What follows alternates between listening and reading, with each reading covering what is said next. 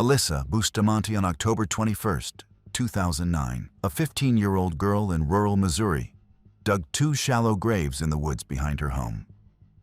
She dug them a week before she would need them. She hid a kitchen knife in her backpack.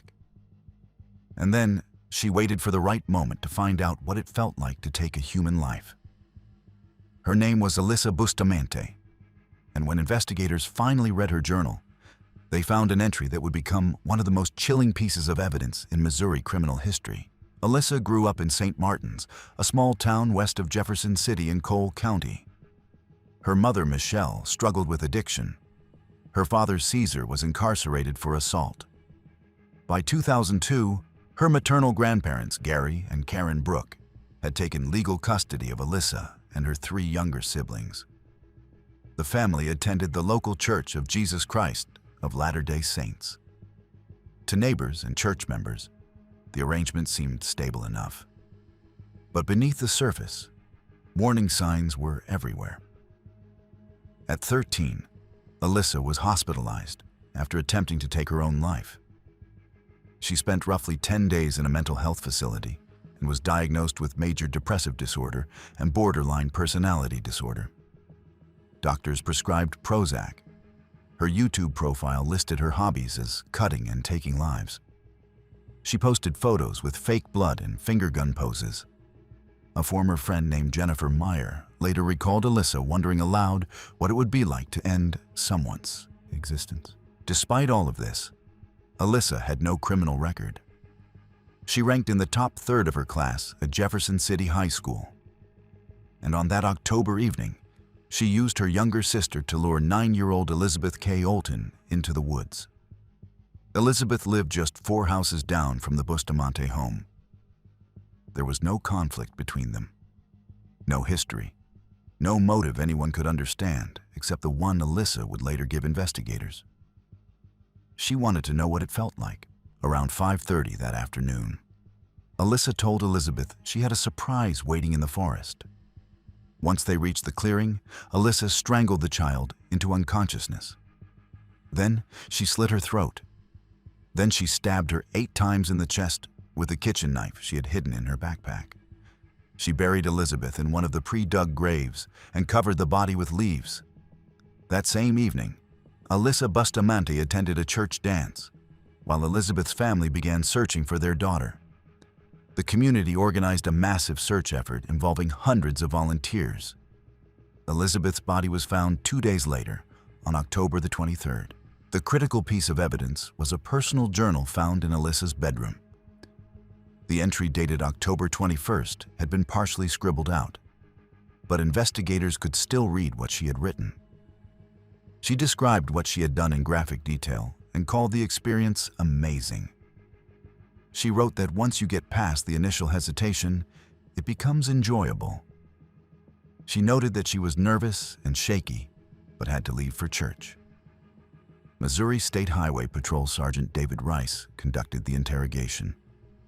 After approximately 1 hour, investigators confronted Alyssa with the journal.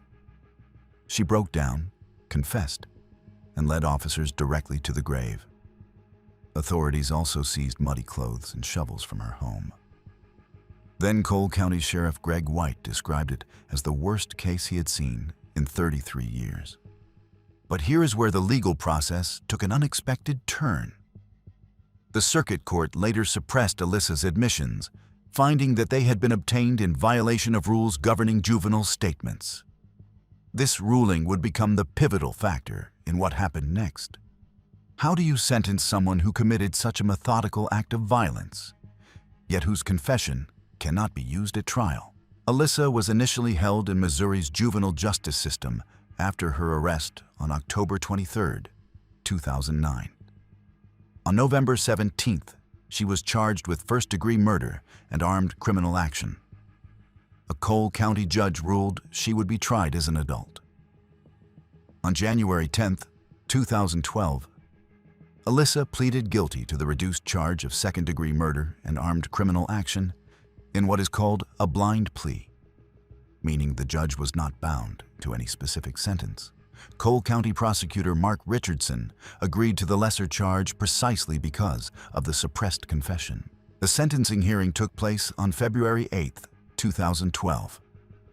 Cole County Presiding Judge Patricia Joyce sentenced Alyssa to life in prison with the possibility of parole for second-degree murder, plus 30 years consecutive for armed criminal action.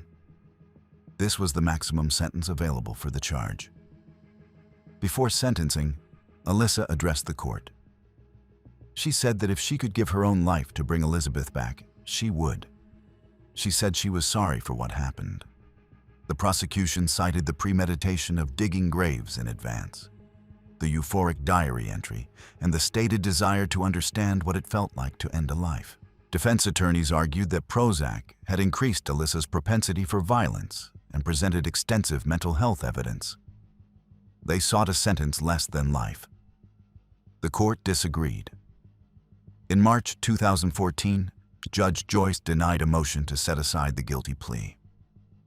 In 2015, the Missouri Court of Appeals affirmed the denial of her post-conviction relief motion.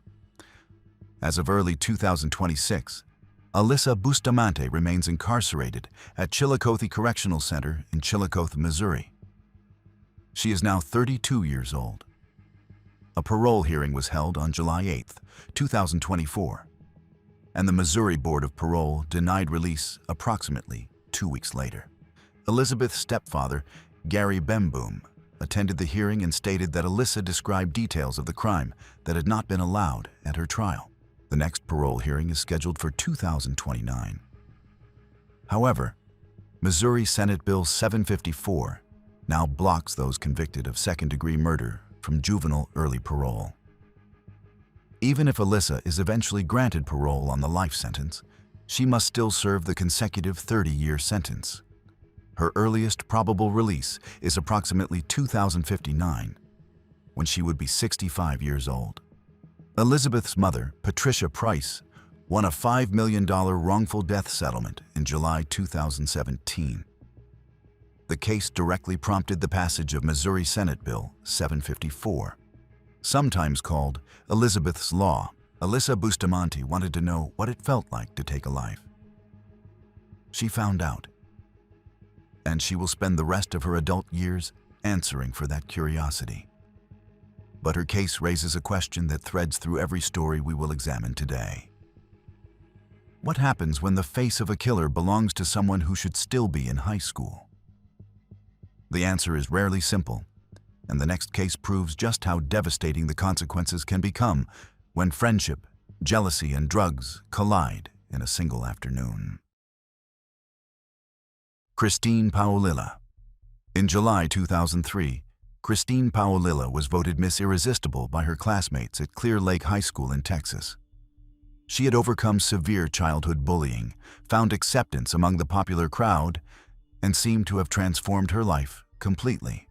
1 year later, she would be identified as a participant in one of the most brutal quadruple homicides in Houston area history. The victims included 2 of the same friends who had helped her fit in. Christine was born on March 31, 1986, on Long Island, New York. Her father, Charles, a construction worker, was killed in a workplace accident when Christine was 2 years old. Her mother, Lori, subsequently developed a drug addiction and lost custody of Christine and her older brother. The children were raised by maternal grandparents. In kindergarten, Christine was diagnosed with alopecia, a condition that caused complete hair loss, including her eyebrows and eyelashes. She was forced to wear wigs throughout childhood and endured severe bullying that left lasting psychological scars. Eventually, Lori recovered from her addiction and remarried a man named Tom Dick. The family relocated to Clear Lake City, a suburb of Houston. At Clear Lake High School, 2 popular students named Rachel Colorutis and Tiffany Rowell befriended Christine. They gave her a makeover, helped her navigate social dynamics, and brought her into their circle. By 2003, the transformation was complete. Christine was voted Miss Irresistible by the student body. But beneath this newfound confidence, warning signs were emerging through a toxic relationship. In 2003, Christine began dating Christopher Lee Snyder, a 21-year-old with a criminal record and a heavy drug habit. He introduced her to narcotics. Her mother and friends disapproved of the relationship. Lori later indicated that the relationship was abusive. Snyder's family, meanwhile, called Christine the psycho, citing intense jealousy and physical aggression. After one argument, Christine slept on the Snyder's lawn and threatened to harm his entire family. On the afternoon of July 18, 2003, Christine Paolilla and Christopher Snyder drove to Tiffany Rowell's house in Clear Lake City. The stated plan was to steal drugs kept at the home. 4 people were inside.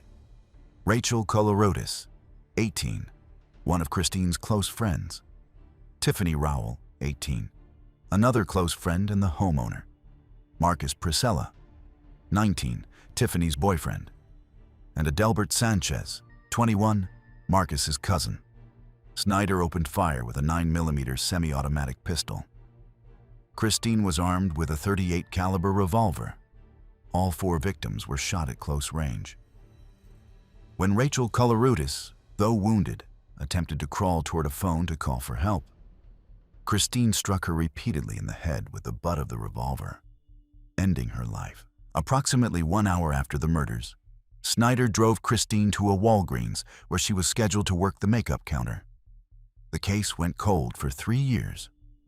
There was minimal physical evidence, and no witnesses came forward. The break finally came on July 8, 2006, when an anonymous caller contacted Crime Stoppers. The caller was a man who had been in rehabilitation with Christine and reported that she had confessed to participating in the Clear Lake murders. The backstory filled in crucial gaps. After Snyder was jailed in Kentucky for car theft in 2004, Christine entered a rehabilitation facility in Kerrville, Texas, where she met a man named Justin Rott. They married in March 2005. Christine received a $360,000 trust fund from her late father. In July 2005, while watching a newscast about the unsolved case and seeing composite sketches, she confessed to Rott. The couple went into hiding in a San Antonio motel using heroin and cocaine. Christine was arrested on July 19, 2006, in San Antonio. Police found 70 vials of heroin in the motel room. Rott told police details of the crime, including that Christine had bludgeoned Rachel after finding her still alive. In her videotaped interrogation, when asked how many times the gun fired in her hands, Christine responded that it felt like 1,000,000 times. Christopher Snyder never faced trial. After learning of the warrant, he ended his own life by overdose in July 2006. His body was found on August 5th in South Carolina. Could a teenage girl who had been voted most likable by her peers really participate in the brutal execution of her own friends? Christine's trial began in September 2008 in the 351st District Court of Harris County. She faced 4 counts of capital murder. Defense attorney Mike DeGuerin, a prominent Houston lawyer, argued that Snyder was solely responsible and that Christine had been under his control. Prosecutor Rob Fryer dismissed this argument, calling it a tired and pathetic tactic to blame someone who could no longer defend themselves. Key testimony included the videotaped confession and Justin Rott's account. Rachel's mother, Ann Colorodis, said she had hoped to see something in Christine's eyes, suggesting remorse, but noted that she never shed a tear unless it was for herself. Rachel's father, George, had erected billboards and offered $100,000 of his own money for information leading to an arrest. On October 13, 2008, the jury returned a verdict of guilty on all 4 counts. The following day, Christine Paolilla received a mandatory sentence of life in prison. She was ineligible for the death penalty because she had been 17 at the time of the murders. All appeals were denied by 2011. As of early 2026, Christine Paolilla remains incarcerated at the Christina Melton Crane Unit in Gatesville, Texas. She's now 39 years old and will turn 40 in March. Texas Department of Criminal Justice records list her parole eligibility date as July 22, 2046. when she will be 60 years old. There have been no recent legal developments, and all appeals have been exhausted. The girl who was once voted Miss Irresistible now spends her days behind bars for taking the lives of the very friends who helped her become that person. But Christine's case involved a co-conspirator who shared the blame. The next case is different. In rural Texas, a teenage girl convinced her boyfriend and his friends to slaughter her entire family while she waited in the car. Her father survived. And what he did afterward defies everything we think we know about justice and forgiveness. Aaron Caffey. On the night of March 1st, 2008, Terry Caffey was shot 5 times inside his own home. His wife Penny was shot and nearly decapitated with a samurai sword. His 13-year-old son Matthew was shot in the head. His 8-year-old son Tyler was stabbed repeatedly. The house was set on fire to destroy the evidence. Terry survived. He crawled out of the burning structure and dragged himself to a neighbor's house over the course of more than an hour. He was motivated by one thing. He knew who had done this, and he needed to live long enough to tell someone. The Caffey family lived in Alba, Texas, a rural community of fewer than 500 people in Rains County. Terry was a home health aide, lay preacher, and youth pastor at Miracle Faith Baptist Church. Penny played piano at church. The boys, Matthew and Tyler, played guitar and harmonica. Their daughter Erin sang at church with such passion that she would sometimes cry during worship. The family lived in a modest cabin deep in the woods along a 1-lane gravel road. The children had been homeschooled for 3 years using a Bible-based curriculum before being re-enrolled in public schools just 6 weeks before the murders. At Rains High School and her job as a car hop at Sonic, Erin met a young man named Charlie Wilkinson. He was 18 years old. He gave her an engagement ring. Penny demanded she return it. When Penny discovered Wilkinson's profanity-filled social media page, Erin was told to end the relationship immediately. In February 2008, after breaking phone curfew, friends reported that Erin had begun talking about ending her parents' lives. A former boyfriend named Michael Washburn later revealed that Erin had previously tried to recruit him to harm her family. He refused and ended the relationship. The attack began at approximately 3 in the morning on March 1st. Charlie Wilkinson, 18, and Charles Allen Wade, 20, entered the home while Erin and Wade's girlfriend Bobby Gail Johnson, 18, waited in a car outside. The assault started when a bedroom door struck a dryer, waking the parents. Penny was shot first, then attacked with a samurai sword. Matthew and Tyler were both harmed fatally. Terry was shot 5 times. According to testimony, when Wilkinson warned Erin that he would have to harm her brothers to leave no witnesses, she told him she did not care and that he should do what he had to do. The house was set ablaze, but Terry, despite being shot 5 times, crawled out of the inferno. He dragged himself to a neighbor's house, a journey that took over an hour. From there, a call was placed to emergency services at approximately 4:30 in the morning. Deputy Charles Dickerson, the only officer on duty that night, responded to the scene. Terry immediately identified Charlie Wilkinson as the attacker. Within 24 hours, all 4 suspects were in custody at Wade's mobile home and talking to investigators. Investigator Fisher found Erin's camouflage purse with her driver's license at the trailer. Erin initially claimed she had been kidnapped, but phone records contradicted her story. She was arrested in front of her grandparents while being driven to the hospital.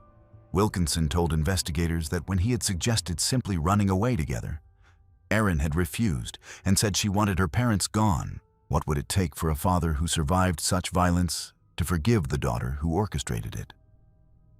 All 4 suspects were arrested on March 1st, 2008, and charged with 3 counts of capital murders each.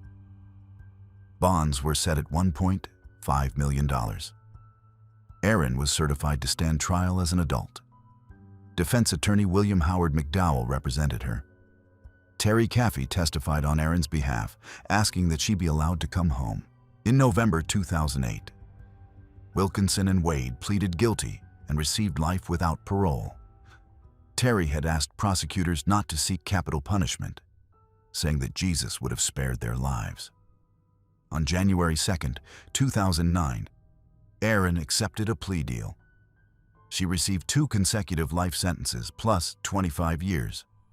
Bobby Johnson received 40 years and will be eligible for parole after serving 20. As of early 2026, Erin Caffey remains incarcerated at the Hobby Unit, according to Texas Department of Criminal Justice records.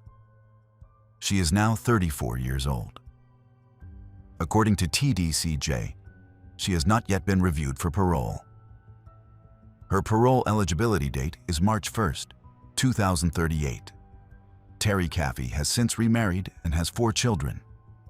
He ministers full-time and has visited 600 schools and 800 churches sharing his story. He still visits Erin in prison. Erin continues to deny being the mastermind behind the attack, contradicting testimony from Wilkinson and her former boyfriend Washburn. The case became the subject of multiple documentaries, including Killer Women with Piers Morgan, in which Morgan described Erin as the most dangerous woman he had ever met. Terry authored a book about the experience called Terror by Night. A father who lost his wife and 2 sons at the hands of his own daughter chose forgiveness. Whether Erin has truly earned that forgiveness remains an open question. But not every case allows for such mercy. The next story involves a girl who was even younger, whose crime was even more personal, and whose fate was ultimately determined not by a jury, but by a terminal diagnosis. If you're liking these true crime deep dives, and you don't want to miss the next one, consider subscribing. We drop new cases every week. Christina Fetters. In October 1994, a 14-year-old girl named Christina Fetters escaped from an unlocked residential facility in Des Moines, Iowa, hitchhiked across the city, and took the life of her 73-year-old great-aunt with a frying pan and a paring knife. She became the youngest female in Iowa history to receive a sentence of life without parole. Christina Joy Fetters was born on February 5, 1980. Her father abandoned the family early in her life. She was raised primarily by her mother, Denise. Her great-aunt, Arlene Claim, and great-uncle Wayne Claim served as grandparent figures throughout her childhood. Wayne passed away before the crime took place, but Christina's childhood was marked by severe trauma that would define her psychological deterioration. When she was a young adolescent, she was abducted by a 23-year-old man. During her captivity, she was beaten, had her nose broken, and was held at gunpoint. The trauma left lasting scars that shaped everything that followed. In January 1994, at 13 years old, Christina was sent to Orchard Place, an unlocked residential facility in Des Moines for children with behavioral and mental health problems. She was prescribed Prozac. A juvenile court officer who worked with her noted that she seemed to live in a fantasy world most of the time. On the morning of October 25, 1994, Christina and her roommate at Orchard Place, a girl named Jeannie Fox, escaped from the unlocked facility and hitchhiked to various locations around the city. At one point, Christina obtained a small paring knife from a friend's home. She made comments about harming Arlene and claimed that Satan had given her the power to do so. When they arrived at Arlene Claim's home in northern Polk County, Christina struck her great-aunt from behind with a kettle. When Arlene got up and asked what had happened, Christina struck her with a frying pan. She attempted to cut her throat and stabbed her in the back. The autopsy revealed at least 5 stab wounds. Death resulted from a combination of blunt force trauma and stab wounds. Christina removed her bloody clothing, took some necklaces, and fled. She was crying outside the home when the girls began pounding on neighbors' doors. Someone called police. Christina was arrested that same night. She immediately began crying and stated that she had harmed her aunt. Another Orchard Place resident named Jessica Wilhite later testified that Christina had discussed plans to rob and harm her aunt, claiming that Arlene had a lot of money. Could a 14-year-old who had experienced such profound trauma truly be held to the same standard as an adult? The case was transferred from juvenile to district court on February 17, 1995. The defense mounted an insanity defense.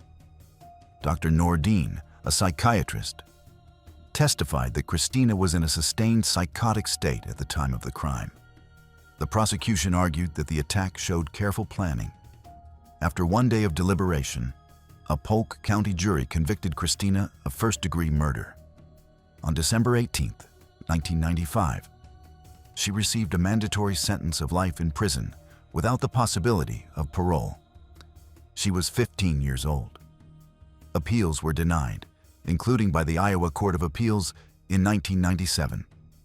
For nearly 2 decades, Christina remained incarcerated at the Iowa Correctional Institution for Women in Mitchellville.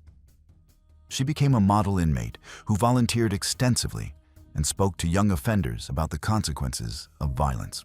The legal landscape shifted dramatically in 2012 with the Supreme Court's ruling in Miller v. Alabama, which banned mandatory life without parole sentences for juveniles. On November 21, 2013, Polk County District Court Judge Douglas Staskal resentenced Christina to life with the possibility of parole and recommended immediate release due to illness. Judge Staskal stated that Christina had rehabilitated and redeemed herself. She became the first inmate in Iowa to be resentenced under the Miller ruling. By September 2013, Christina had been diagnosed with stage 4 inoperable breast cancer. The Iowa Parole Board voted 2-1 for hospice-only parole in December 2013. Christina Fetters was released on December 10, 2013. She died on July 27, 2014, at the age of 34, in hospice care in Des Moines. Her family released a statement saying that Christina was finally able to feel peace, free of emotional and physical pain. Her case became a landmark in the application of juvenile sentencing reform and demonstrated how the legal system could reconsider punishment in light of evolving constitutional standards. But not every young offender received such reconsideration. The next case involves 2 teenage girls whose romantic relationship led them to commit an act of violence so brutal that even the sentencing judge told one of them that they both agreed she deserved to be put to death. Holly Harvey. On August 2, 2004, Holly Harvey used a kitchen knife to take the lives of both of her grandparents in their Fayette County, Georgia home. She was 15 years old. She had written a to-do list on her arm in ink. It read, "End, keys, money, jewelry." Holly Ann Harvey was born in 1989. Her mother, Carla Harvey, had chronic drug and criminal issues that resulted in Holly being shuffled between relatives without structure or discipline throughout her childhood. When Carla went to prison in spring 2004, Holly moved in with her maternal grandparents, Carl Collier, 74, and Sarah Collier, 73. The Colliers were conservative Baptists living in northern Fayette County, and they placed strict rules on Holly's daily life, including mandatory church attendance and early curfews. Holly struggled to adjust and grew resentful of the new routine. At school, Holly began a romantic relationship with 16-year-old Sandra Ketchum, who went by Sandy. The grandparents strongly disapproved and tried to prevent the relationship from continuing. Tensions at home escalated, and Holly's behavior toward them became increasingly hostile. Carl later told his adopted son, Kevin, that Holly had expressed wanting him out of the household.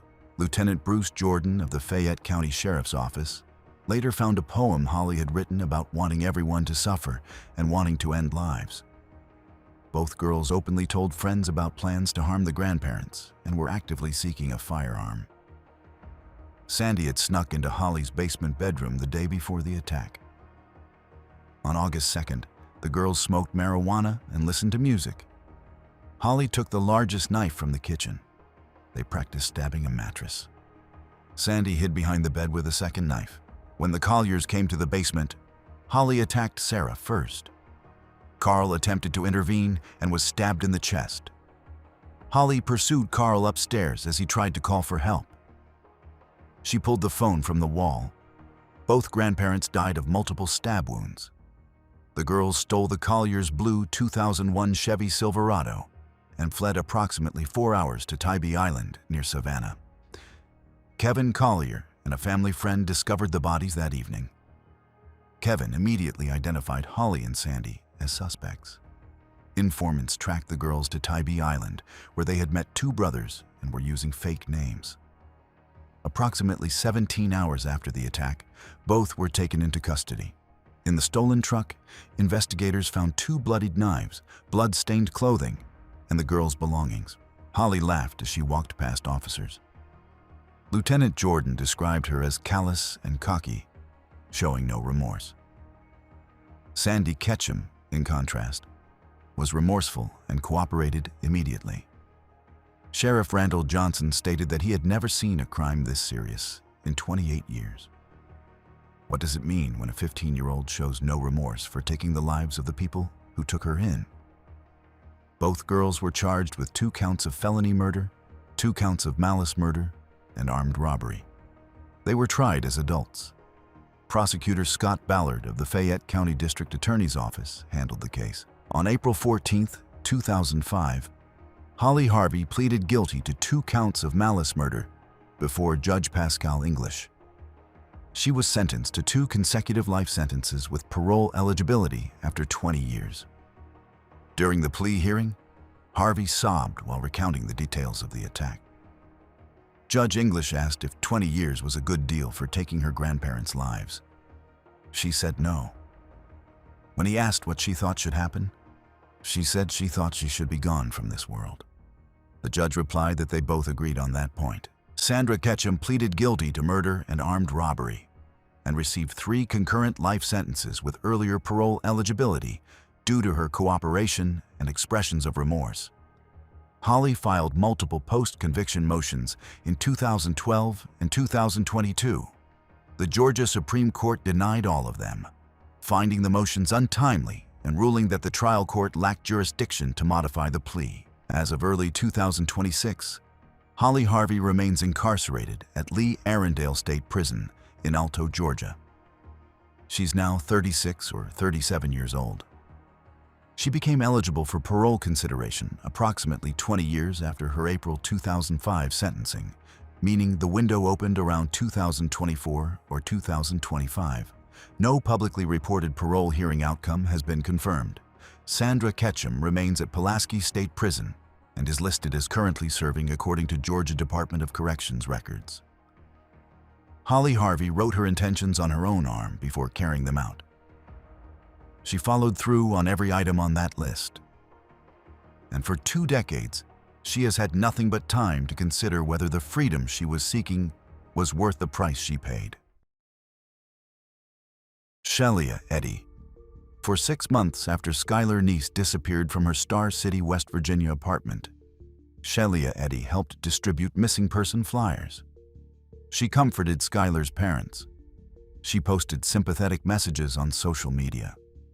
She maintained the appearance of a grieving best friend desperate for answers. The truth was that Shelia knew exactly where Skylar was. She knew because she had been there when Skylar stopped breathing. She had counted to 3 before the attack began, and she had continued until there was complete silence. Shelia Ray Eddy was born on September 28, 1995, in Blacksville, West Virginia. Her parents, Tara Clendenin and Greg Eddy, divorced in 2000. After her mother remarried in 2010, Shelia moved to Morgantown and attended University High School. She had been friends with Skylar Neese since they were 8 years old. When Rachel Schoaf joined the friend group at University High, the 3 became inseparable. But by sophomore year, the friendship was fracturing beneath the surface. Eddy and Schoaf had begun a secret romantic relationship and feared that Skylar would expose them. Schoaf later testified that after the relationship became known, there was tension, and they just wanted it to stop. Skylar posted cryptic messages on social media, hinting at betrayal, writing that certain behavior was why she could never completely trust someone. The plan was meticulous. In the days before July 6, 2012, Eddie and Shof hid cleaning supplies, bleach, a shovel, and clean clothes in the trunk of Eddie's car. They wrapped knives and towels and concealed them.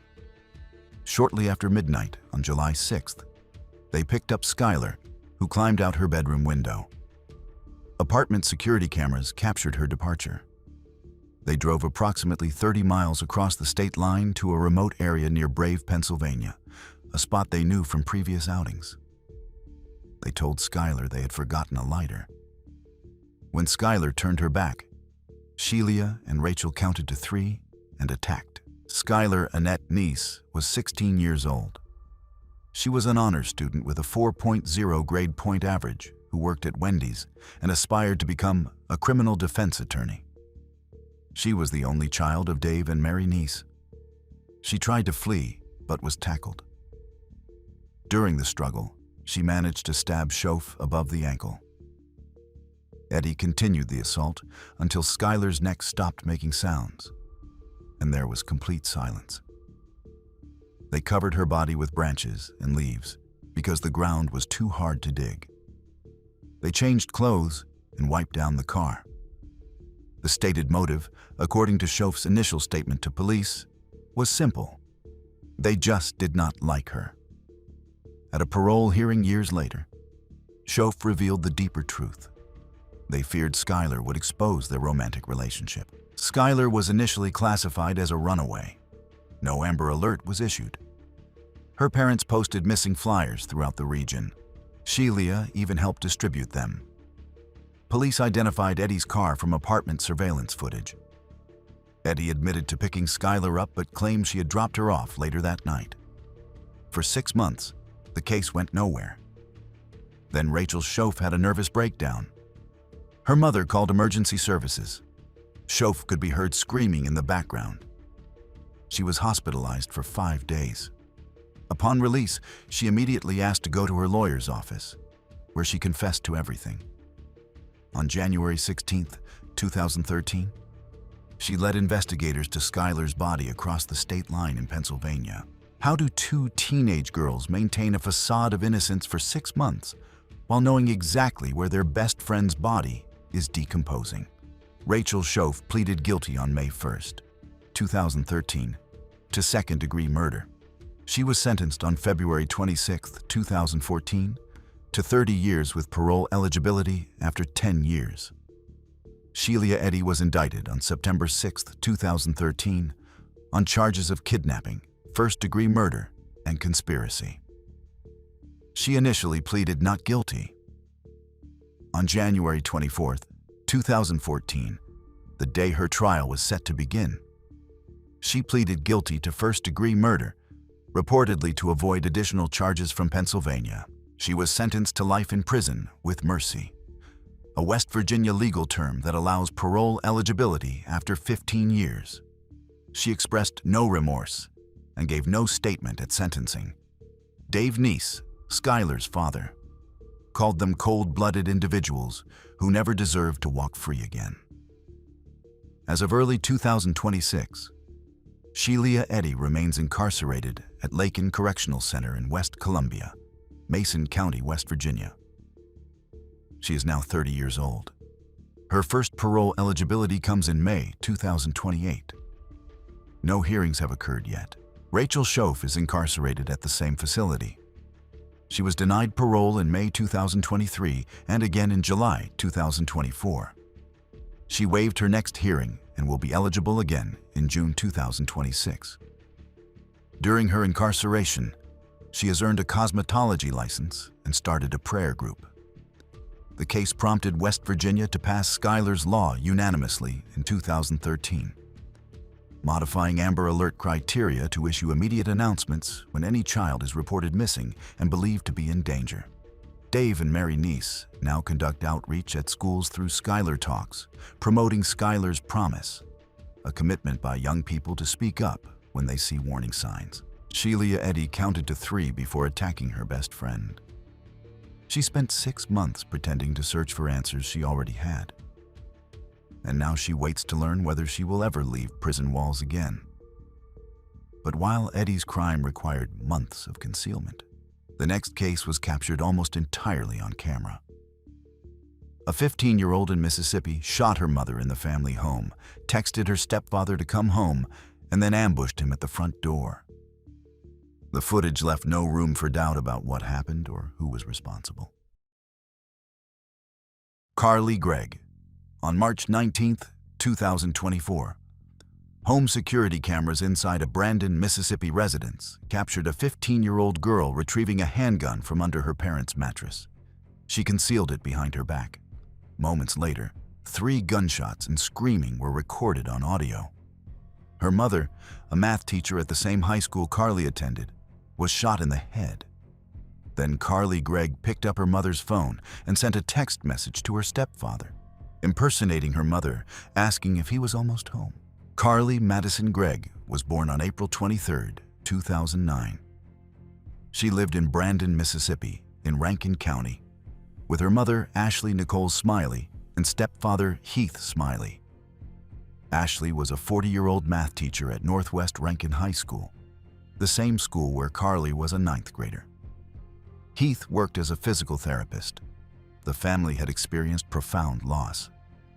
Carly's older sister, Natalie Renee Gregg, was born with spinal muscular atrophy in June 2012 and passed away at 14 months old. Carly had been diagnosed with clinical depression and adjustment disorder. She was prescribed sertraline, which was discontinued on March 12, 2024, due to side effects, and escitalopram. She received equine-assisted therapy and mental health counseling. Her counselor, Rebecca Kirk, confirmed that Carly experienced disruptive thoughts, anger issues, and difficulty sleeping. Defense psychiatrist Dr. Andrew Clark later testified about eating disorder issues, self-harm through cutting, auditory hallucinations, and sleep difficulties. There were behavioral red flags beyond the diagnoses. Carly had previously brought a Swiss Army knife to school, resulting in a transfer to another school. She had cannabis, e-cigarettes, and burner phones hidden in her bedroom. On the morning of March 19, 2024, a friend informed Ashley that Carly had a large stash of cannabis and contraband hidden in her room. At 3:54 that afternoon, Ashley and Carly returned home. At approximately 4 o'clock, home security footage captured Carly entering her parents' bedroom and retrieving a .357 Magnum handgun from under the mattress. She concealed it behind her back and walked to where her mother was. Ashley Smiley was shot in the head and face. She was 40 years old. Carly then used her mother's phone to text Heath, asking when he would be home. She also texted a friend to come over. When the friend arrived, prosecutors alleged that Carly asked if they had ever seen a deceased body before showing her mother's remains. Heath arrived home at 5:03 in the afternoon. The moment he opened the front door, Carly fired multiple shots.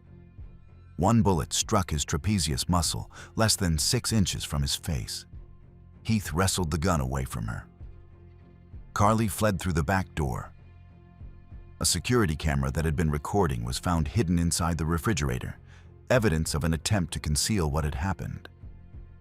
Carly was located near the residence and arrested without incident just after 5:30 that afternoon.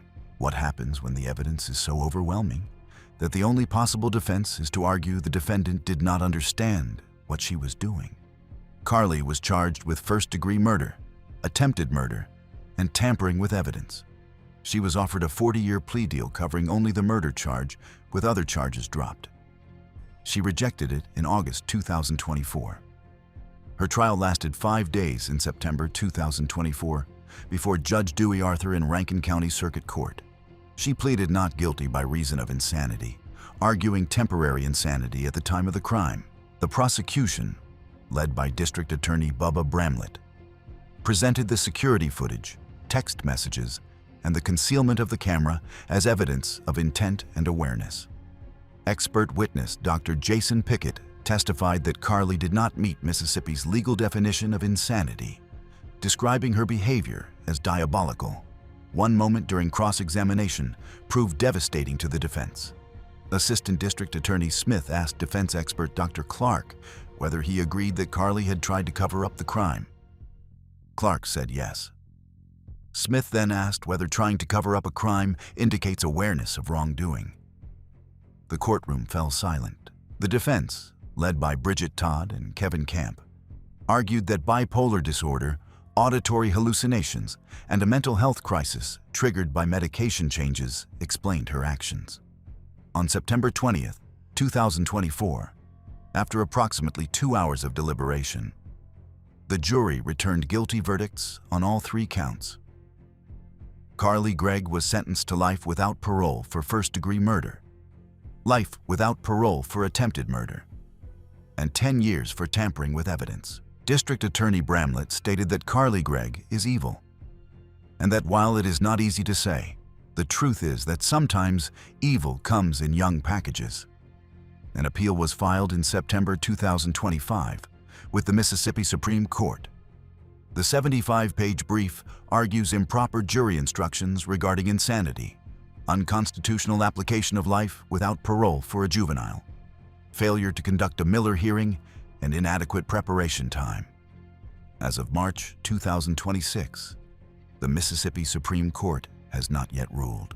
Carly Gregg remains incarcerated at the Youthful Offender Unit at Central Mississippi Correctional Facility in Rankin County.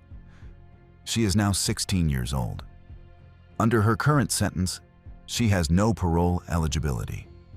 If her appeal succeeds, she could potentially be resentenced to 20 to 40 years under Mississippi's juvenile sentencing framework. The security cameras captured everything. The text messages proved premeditation. The hidden camera showed consciousness of guilt. And a 16-year-old now faces the possibility of spending her entire life behind bars. But not every case has such clear evidence. The next story involves 2 teenagers whose accounts of a brutal desert murder have never been reconciled, and a victim whose final moments remain disputed more than a decade later. Tony Fratto. In March 2011, a popular high school track star named Michaela Costanzo disappeared from West Wendover, Nevada, a small town on the Nevada-Utah border. 2 days later, searchers following tire tracks to a suspicious mound covered with sagebrush found her body in a shallow grave in the desert. Her throat had been cut. The investigation led to 2 suspects whose stories contradicted each other on almost every detail. Both pointed the finger at the other. And to this day, no one knows exactly what happened in those final moments. Toni Colette Fratto was born around 1992 and lived in West Wendover. She was an active member of her LDS ward and was described by family and community members as kind, gentle, a good student, and a volunteer with no prior criminal history. She was in a romantic relationship with fellow student Cody Cree Patton, who was 18. They were reportedly planning marriage. Patton had recently been baptized into the LDS faith. But the relationship had a darker side. School security cameras captured Patton slamming Fratto against a locker and strangling her in January 2011. Fratto's diary entries revealed intense jealousy and insecurity toward Michaela Costanzo, a popular classmate who was friends with Patton. Michaela Costanzo was 16 years old, a track star and basketball player at West Wendover High School. She was well liked by her peers. On March 3, 2011, she was last seen leaving school around 5 in the afternoon. What happened next remains disputed. In Patton's initial confession, he did not mention Fratto being present at all. In Fratto's later confession, she claimed Patton texted her saying he had secured the victim and that Michaela was alive in the car when Patton picked her up around 7 that evening. In her plea admission, Fratto stated that she struck Michaela in the back of the head with a shovel and sat on the teenager's legs while Patton cut her throat. Michaela was beaten, struck with a shovel, and had her throat slashed. The body was buried in a shallow grave approximately 5 miles outside West Wendover in a remote area called the Gravel Pits. The pair burned some of Michaela's possessions across the state line in Utah. Michaela's body was found on March 5, 2011, when searchers followed tire tracks to a suspicious mound covered with sagebrush. Michaela's mother, Celia, reported her missing the evening of March 3rd. Tire impressions at the burial site were traced to Patton's vehicle. Patton confessed first on March 6th, but did not implicate Fratto. Fratto's confession came through an unusual route. On April 22, 2011, she confessed not to police, but to Patton's defense attorneys, after Patton's father learned of her involvement through jailhouse notes passed between the couple. She was arrested approximately May 2011. If two people are responsible for a violent act and their accounts cannot be reconciled, how does justice determine who bears the greater blame? Fratto was charged with felony kidnapping, conspiracy to commit murder, felony murder, and evidence destruction. On January 27, 2012, she pleaded guilty to second-degree murder with use of a deadly weapon before Judge Daniel Papez. In exchange, the murder charge was reduced from first to second degree. Other charges were dismissed, and she agreed to testify against Patton. On April 16, 2012, she was sentenced to life in prison with parole eligibility, plus a consecutive 8 to 20-year enhancement for the deadly weapon. This made her minimum time before release 18 years, with earliest eligibility approximately 2030. Judge Papez called it one of the most violent murders he had seen, saying it was puzzling that someone like her could participate in such a terrible crime. Cody Patton was sentenced on August 24, 2012, to life without parole plus the deadly weapon enhancement. The judge told him that his blood runs cold.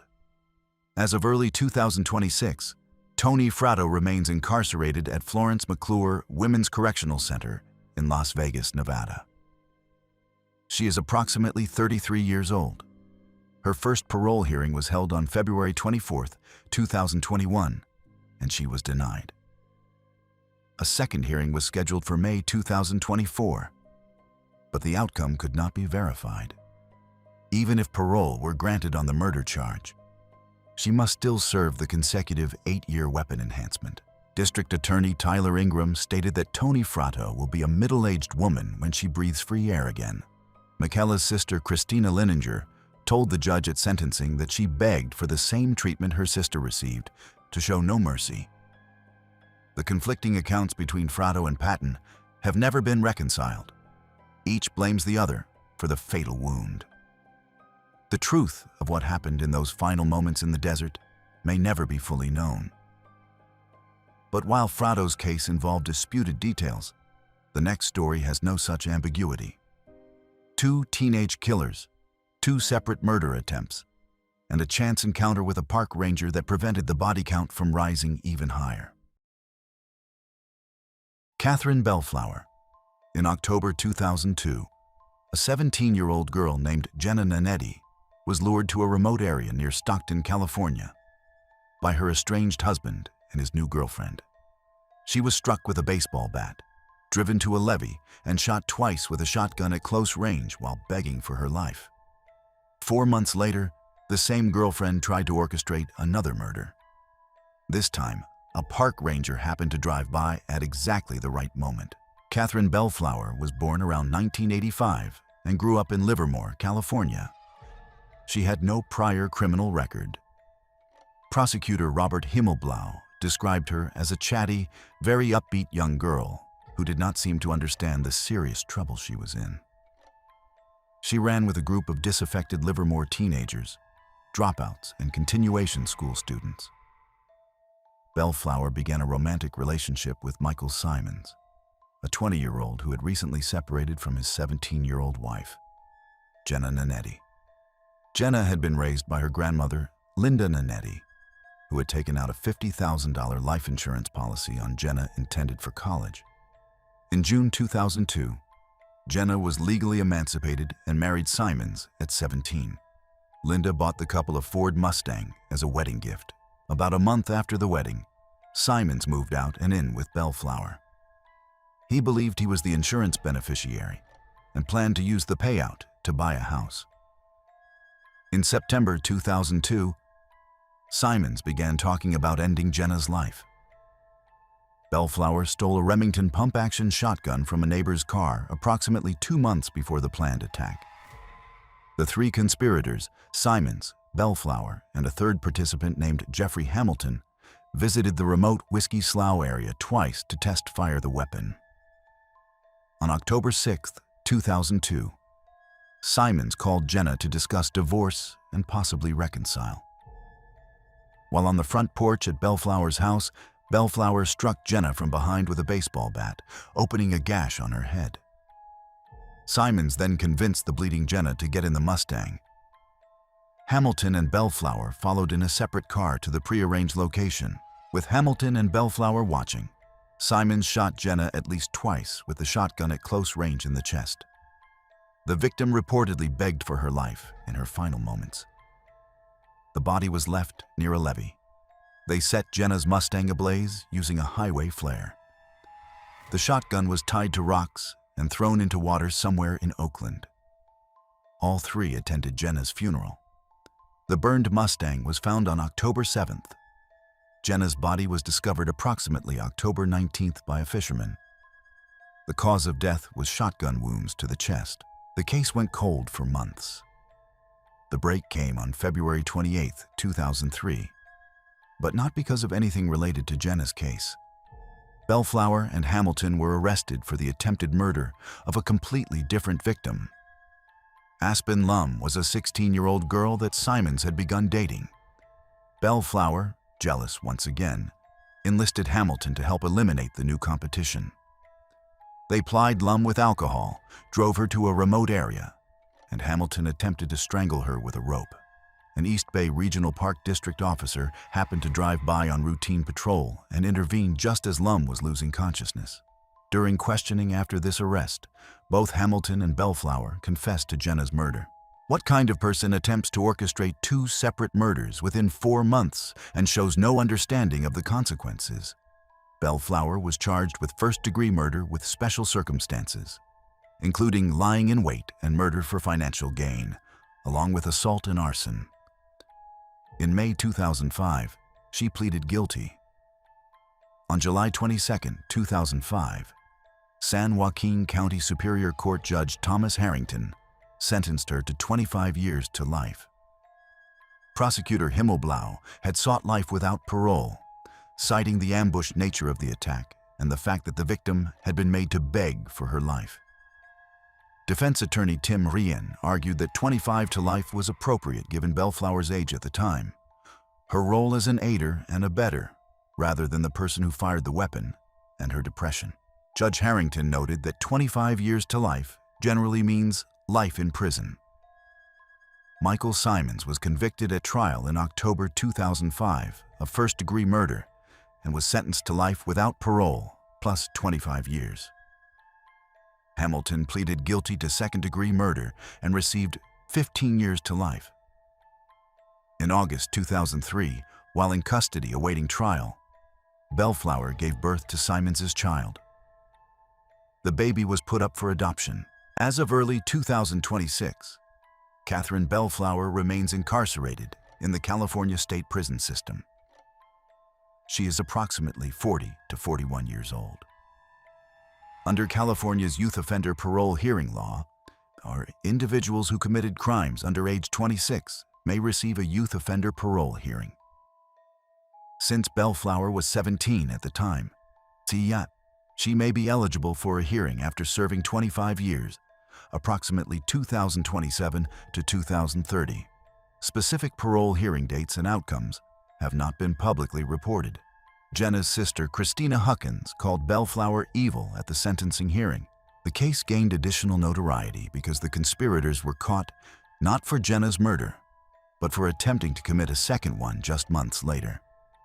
If that park ranger had not happened to drive by at exactly the right moment, there would have been another victim.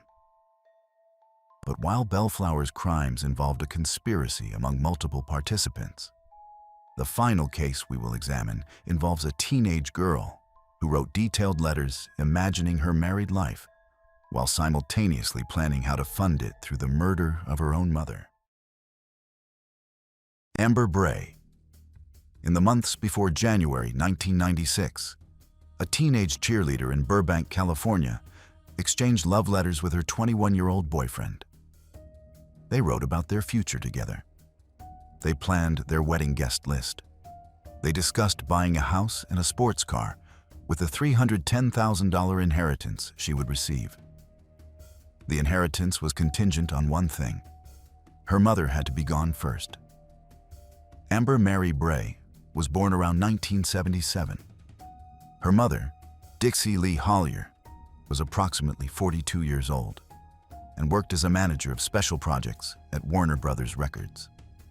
Dixie and Amber's father, Tom Bray, had divorced by 1995, leaving Dixie as a single mother of 3 children. Amber at 17, Amy at 15, and Benjamin at approximately 5 years old.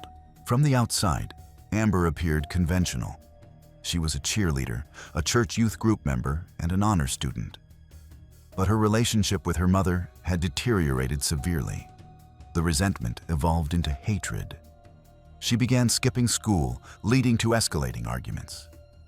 And she began dating Jeffrey Glenn Ayers, a 21-year-old high school dropout.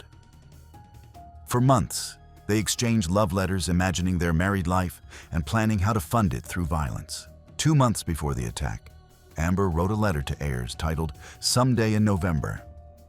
She described a scenario where someone breaks into the house and harms her mother and sister. She would come home to discover them. She detailed using her inheritance to buy a house, a sports car, and furniture. Ayers responded that her mother and sister would trouble her no more. They drafted wedding guest lists that conspicuously excluded both Dixie and Amy.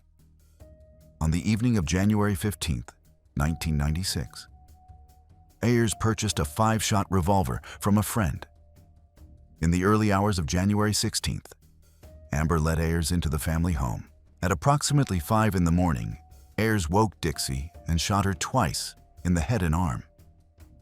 He pistol whipped her and then stabbed her approximately 24 times with multiple kitchen knives.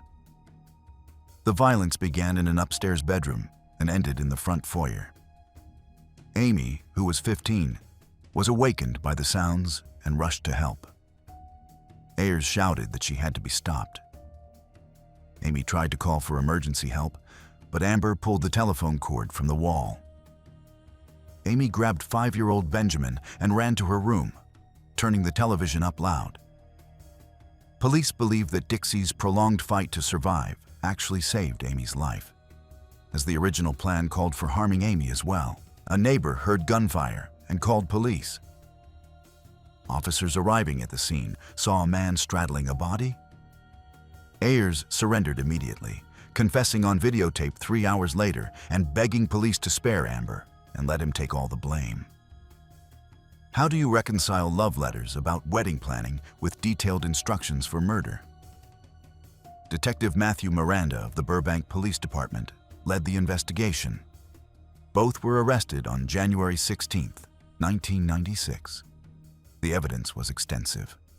The videotaped confession, the revolver traced to the seller, and the love letters detailing the murder plot and wedding lists excluding the intended victims. They were charged with first-degree murder and conspiracy with 2 special circumstances: lying in wait and murder for financial gain. The case was tried before Judge Terry Schwartz in Pasadena, with 2 separate juries hearing the cases simultaneously. Amber's defense attorney, Joy Wilensky, characterized the letters as foolish and silly plans for the future, not an actual murder plot. The juries disagreed. Amber Bray was convicted on February 5, 1998, of first-degree murder and conspiracy. Jeffrey Ayers was convicted the following day. Both were sentenced to life without parole. Judge Schwartz stated that Amber was the moving force behind the crime, and that she had been convicted of butchering her own mother. As of early 2026, Amber Bray remains incarcerated at Central California Women's Facility in Chowchilla, California. She is approximately 48 years old. She has no parole eligibility. While incarcerated, she has earned a paralegal degree and an associate's degree. The aftermath devastated the surviving children. Amy eventually studied forensic psychology.